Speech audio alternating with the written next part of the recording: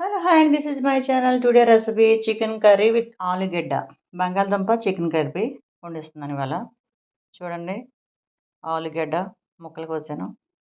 తర్వాత కరివేపాకు and masala paste. దీంట్లో వచ్చేసి ఉల్లిపాయ, లవంగాలు, యాలాచి అండ్ దాల్చిన చెక్క, జీలకర్ర, ధనియాలు అన్నీ వేసి మిక్సీ పెట్టాను. తర్వాత ఉప్పు, కారం, పసుపు అండ్ ఆయిల్, వాటర్ తాలింపు వేస్తున్నాను. జీలకర్ర, వెల్లుల్లి తాలింపు వేసేస్తున్నాను. తాలింపు వేయగానే మనం మసాలా పేస్ట్ పట్టుకున్నాం కదా, అది దాంట్లో వేసేయటమే. తాలింపు కరివేపాకు కూడా వేసేసుకుందాం.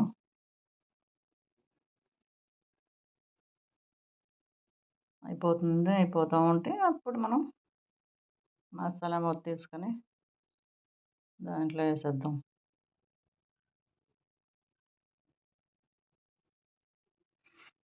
చికెన్ లెగ్ పీస్ కూడా వచ్చింది ఇవాళ.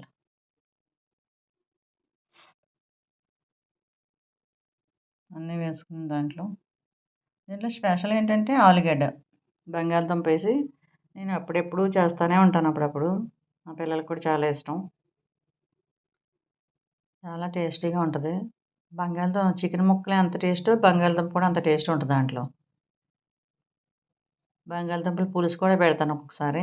అవి కొంచెం పొడవుగా చూడండి, ఫ్రైస్ కింద మనం వేగించుకుంటాం కదా, బంగాళదుంప ముక్కలు పొడుగ్గా కోసుకొని అవి సేమ్ అదే టైప్లో ప్రాసెస్, అదే టైప్లో కట్ చేసుకుని లైట్గా వేగించి ఉల్లిపాయ ముక్కలు అవి పేస్ట్ చేసుకోవచ్చు. కావాలంటే ముక్కలు కోసుకోవచ్చు. అల్లం వెల్లుల్లి పేస్ట్ అన్నీ వేసుకుని బాగుంటుంది. పులుసు పెడతాను, చాలా అంటే చాలా బాగుంటుంది. ఈసారి అది చేద్దాం.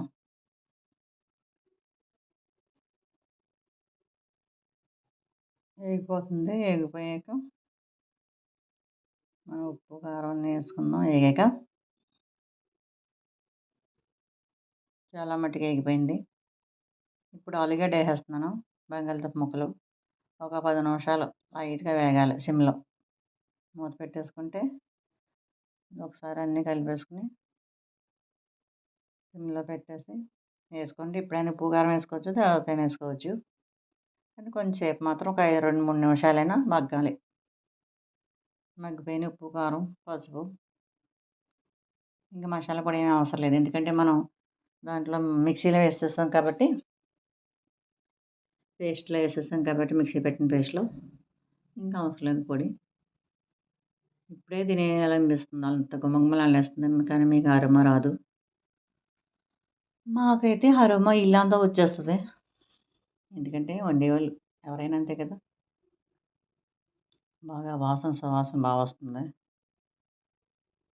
ఇప్పుడు ఈ టైంలో మనం వాష్ చేసుకున్నాం చికెన్ తీసుకుని దాంట్లో వేసుకుందాం. ఇంచుమించు 3/4 కేజీ పైనే ఉంది, కేజీకి తక్కువ. ఎందుకంటే చికెన్ తేవటానికి వెళ్తే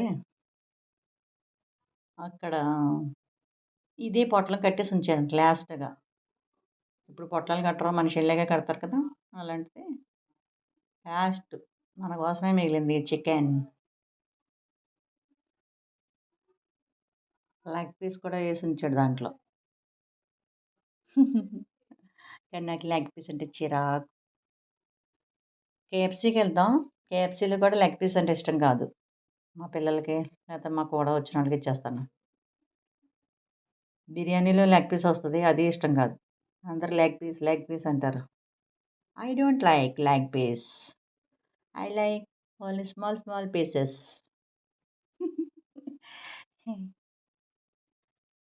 కర్రీ దగ్గరికి వచ్చేసింది. కానీ లాస్ట్‌లో అది ఆల్రెడీ ఉడికిపోయింది చాలా మటుకు. లెగ్ పీస్ ముక్క ఊడిపోతుంది. ఎవరికెళ్తదో ముక్క పోతుంది దాంట్లోకి పాపం. వెళ్ళిపోతుంది. వాటర్ పోసేసాను, అంతా మగ్గిపోయింది. వాటర్ పోసేసాను. కానీ లాస్ట్‌లో ఒక ఫోన్ వచ్చిందని వీడియో ఆపేయవలసి వచ్చింది సగం ఉడికాక. కూర డిష్ అవుట్ చేయడానికి లేదు, కానీ తర్వాత తీసాను. మరి వచ్చిందో లేదో చూడాలి ఇప్పుడు.